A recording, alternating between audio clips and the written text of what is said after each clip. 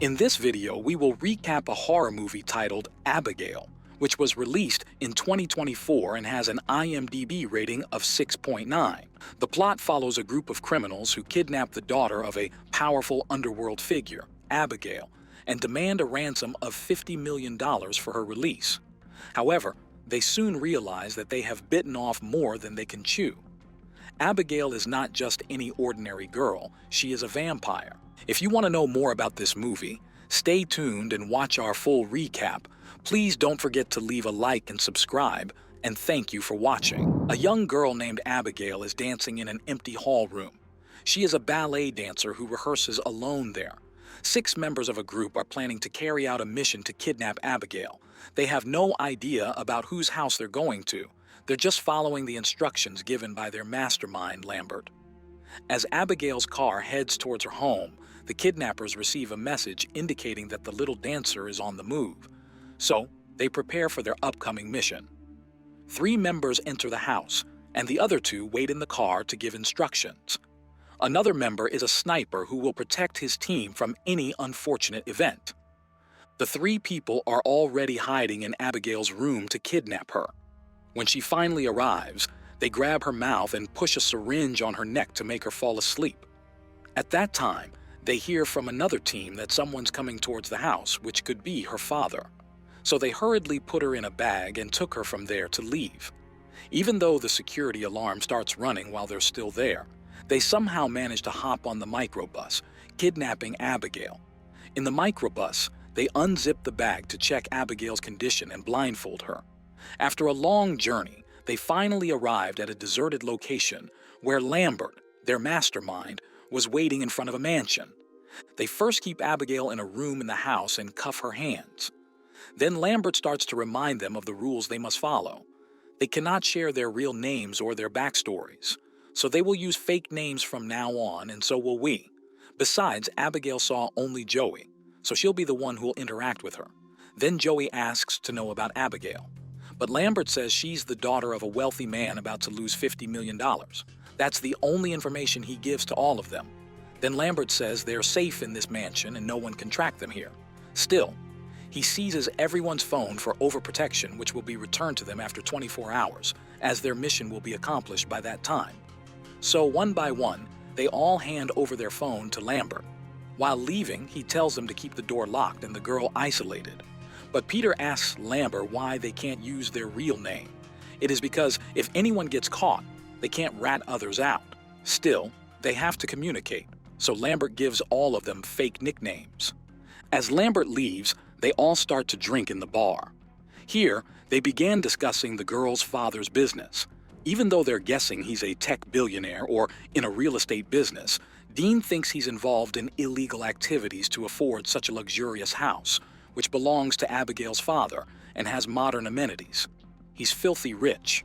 Then Dean starts guessing everyone's backstories, which is all wrong. But when Joey begins to tell her guesses, everything seems to be correct. Frank tells her he'll give her a solid $100 bill if she can tell one true thing about him. While observing, she reveals he's a detective specializing in homicide or vice. Then Joey tells Peter that he was bullied by other kids at school. His father also bullied him in his childhood, but as he becomes a giant muscle man, he also becomes the bully. On the other hand, Sammy has come from money, but she joined here just for the kicks. Rickles comes from a military background. Dean is the best wheelman in the town, but he's not a professional. Joey thinks maybe he's a sociopath. Now Frank believes that Joey is a former addict as she's always on candy, which she doesn't share with anyone. Besides, when they offer her a drink, she politely declines it. Joey then goes to check on Abigail, who has woken up and is very afraid of what's happening around her as she's blindfolded and handcuffed. Abigail asks her to take the blindfold off, and she does so. Then she asks what's happening, and Joey tells her they're keeping her here until her father gives them money. She then pinky promises Abigail that she won't let anybody hurt her and that she'll keep her here safe and sound. Abigail thinks that her father has no interest in her and they made the wrong decision to kidnap her. When Joey is about to leave the room, Abigail says, "Sorry for what is going to happen to her." Joey comes when everyone is chilling and drinking in the bar. She tells Frank that Abigail's father must be a violent person. Frank assumes the little girl is bluffing to scare her off even though he knows nothing about her father. Mistakenly, Frank enters Abigail's room, where she sees his face. Frank starts panicking and asks Abigail if she has seen his face while keeping her at gunpoint. He even asks her about her father, and Abigail says that her father is Christophe Lazar. With Frank's expression, it seems Mr. Lazar is some big-shot mafia man. Returning to the crowd, Frank wants to leave right now, and they can do whatever with his share of the money. As everyone asks why he's leaving, he says they are all in big trouble as Abigail is Christophe Lazar's daughter. Rickles says he's much bigger than a crime boss. They all started arguing among themselves about what to do now, and Frank seemed to be freaking out the most. Joey plans for them to leave her with some food and make an anonymous call to let them know her whereabouts, as she hasn't seen anyone's face. But she has seen Frank's face. This will be a big problem for them. So they can't leave the kid here. They can't kill her either. Moreover, the risk seems worthwhile when the reward is $7 million per person. So they'll pretend they don't know anything about Abigail's father and will do their job quietly. After that, they'll disappear with the money without contacting others. Frank also warns them to stay alert about any threat from outside. That's why they're going to set a perimeter and hold it. Rickles is going to take the first watch in the crow's nest. Joey will secure the interior and look for a way, in or out. They still have 22 hours to go to finish this babysitting. While looking through the mansion, Joey finds a big hall room with a gloomy yet mysterious vibe. Joey and Rickles meet and agree to have each other's backs as they don't trust anyone else while they work. While Sammy watches cartoons, Dean scares her by wearing a mask. She forcefully made Dean leave the room as his behavior made her angry. While roaming around, Dean finds a wall drawing where he sees a little girl's face just like Abigail's. In the kitchen, he comes to find food, where the door opens on its own. Dean goes to check and sees nothing but a rat. While he was returning to the kitchen, someone grabbed his feet and took him away. Hearing Dean screaming, Sammy comes to check up on him. She gets scared because of the dreadful vibe there. Then, when she comes back to the kitchen, she sees Dean sitting on the chair, where his head falls upon Sammy's hand, and she starts screaming. Hearing Sammy scream, Peter comes and gets perplexed, seeing the gruesome condition of Dean. The whole scene is too grim to watch. As everyone comes to the kitchen, they all speculate that maybe Lazar's hitman did this to Dean, as there are so many stories about Lazar's hitman, Valdez. Rickles starts telling a story about Valdez that he had heard before. The FBI captured 3 of Lazar's top guys a few years ago. The night before the trial, they were all held up on the top of a hotel room. There were dozens of agents in the next room, and 2 were at the door. The following day, when the FBI goes into the room, they see all the bodies were ripped apart while the limbs and the organs are missing. Decapitation is the signature of Valdez.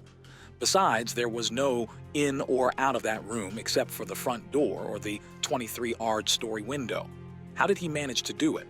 That's the mystery we are trying to unravel.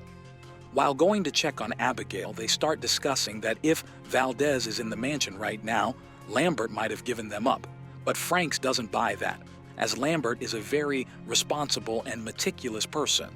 But Joey throws a question among them. What if one of them is Valdez here? In the meantime, Frank checks on Abigail, and she seems to be okay. But Rickles thinks that even though Abigail looks fine, it doesn't mean Valdez is not here. So Rickles gets himself out of this danger and leaves. But when he opens the main door, he sees another metal door, which is locked. With so much trying, he can't unlock it. Even Peter tries to do something about the door, but they see no result. They hear footsteps coming from upstairs at that time, and the windows get shut down automatically. Joey thinks the whole thing is a trap. Rickles then goes to check up on his weapon. Joey goes to Abigail's room and asks her if anyone came to her room except her and the man with the glasses, Frank. As she says no, Joey tells her to promise not to keep any secrets from her. Then Abigail starts crying, saying that Frank is going to hurt her, because he told her to keep a secret, and if she didn't, he'd punish her. Abigail starts crying again. Joey then insists that she tells her the truth and promises to keep her safe. Abigail says that Frank works for her father. His name is Valdez, which is a lie. Abigail is doing something very wrong that she shouldn't be doing. At that time, Rickles calls Joey to come out for a bit and tells her that someone stole his rifle. But Joey tells him that Frank is Valdez. But Rickles doesn't believe this because if he'd Valdez, then why would he kidnap his boss's child? Joey thinks he and Lambert are planning a power play. To keep themselves alive from this dangerous business, they plan to escape from this if anything goes wrong. But as they're about to go from there, Joey sees Rickles standing weirdly. He doesn't answer when she calls his name.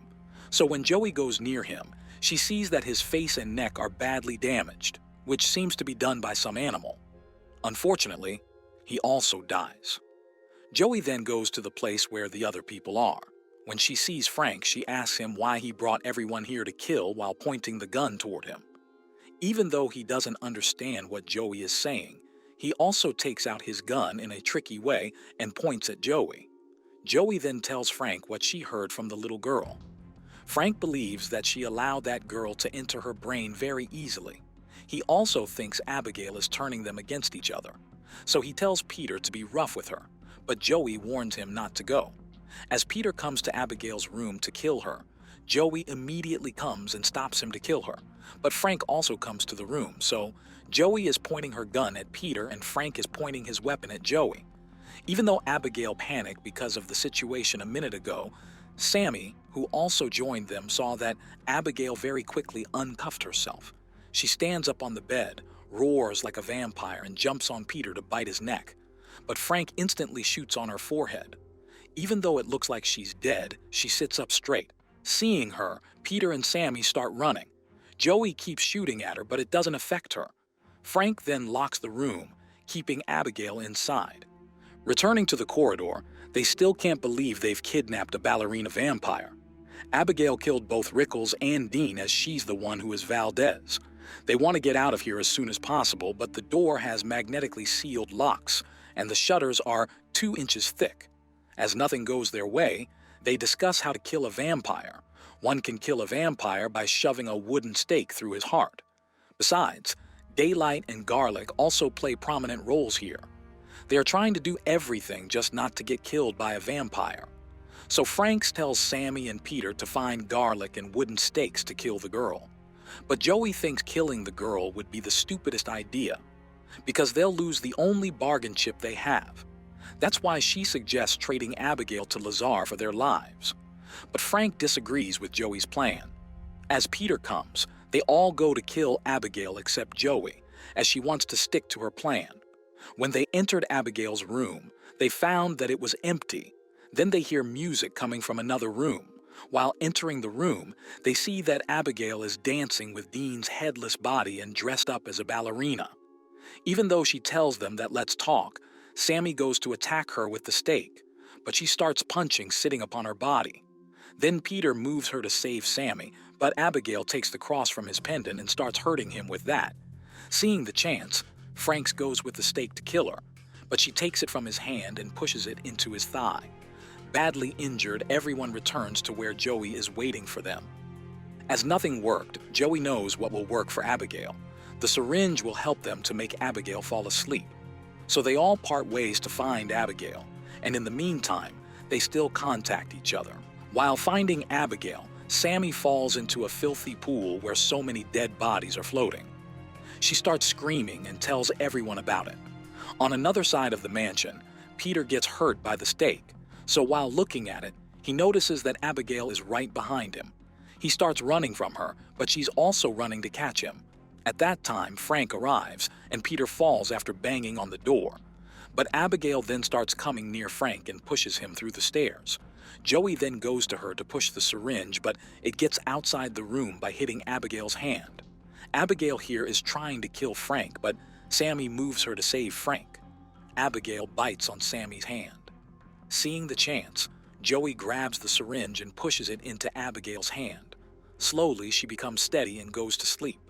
But now, they are concerned about what will happen to Sammy as Abigail has bit her.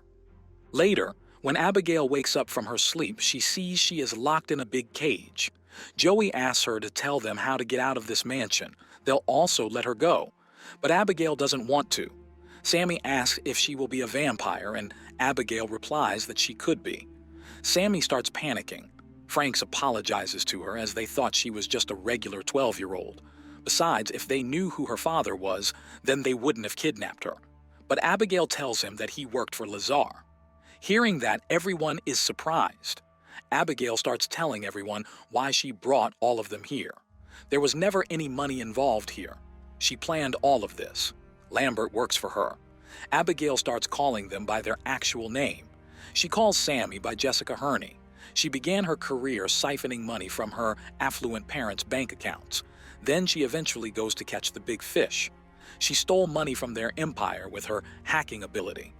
Then Abigail starts talking about Frank, whose real name is Adam Barrett, who was a former detective. He wanted to infiltrate their New York arm under deep cover. He's the one who got the 3 men of their empire but later got depicted by Abigail. He left his town and family because he couldn't succeed in his operation. It's Joey's turn, whose real name is Ana Lucia Cruz. She was a former army medic drummed out of service for shooting up Uncle Sam's morphine. She even abandoned her son. Then she became an underground doctor for the shady people. But as she was addicted before, instead of removing a bullet, she nicked an artery of someone significant to Abigail's father's business. Joey then tells her that no matter how many people she kills to make her father happy, he will never take an interest in Abigail. Frank asks why she is playing with them, even though she can kill them all. But Abigail replies she loves to play with her food. So now, Abigail tells them to let her out so she'll let one of them live. As Peter tries to do so, Joey shoots him.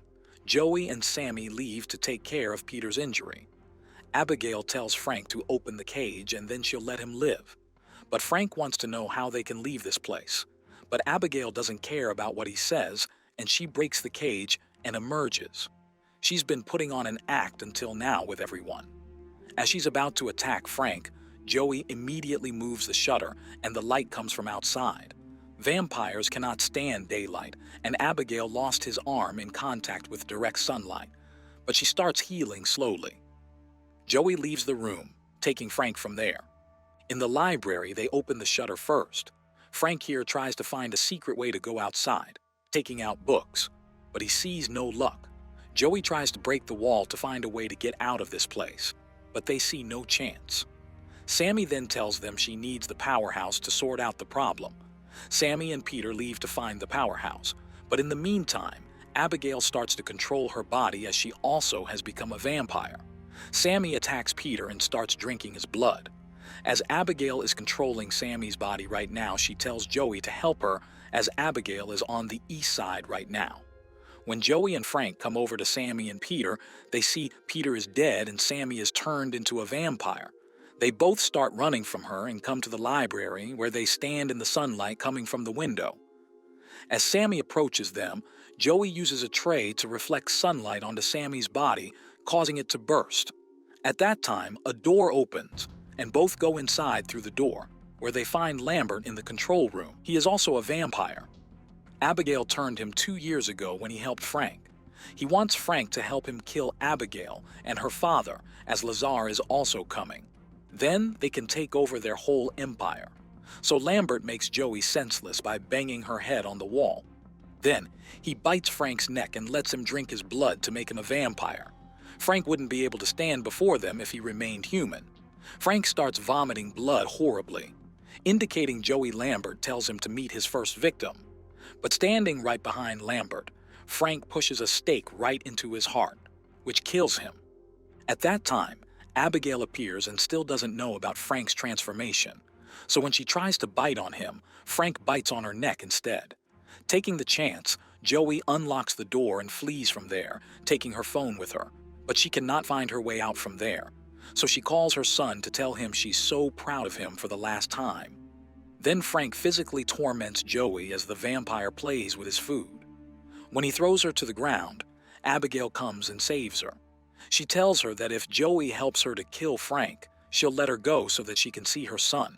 So they both start fighting with Frank. Meanwhile, Frank hits Joey with a rod and pins her to a wooden beam. Then he starts fighting with Abigail and again bites her neck. At that time, Abigail shows Joey the sign of pinky promise to remind her of their deal. Frank then brings Joey and bites her neck so she can transform. He then starts controlling her and tells Joey to kill Abigail with the stake. But Joey attacks Frank with a stake instead, but he fights back, and Abigail attacks him from behind. Together, they put the stake on Frank's chest and kill him. Abigail thanks Joey for helping her. Then Lazar appears and wants to have Joey as food when she's about to leave. But Abigail stops him as Joey saves her life. She was there for her when her father wasn't. So Lazar tells her to go, as he cannot control his thirst for blood anymore. As Joey drives away from the mansion, the movie ends with her enjoying a candy and heading home.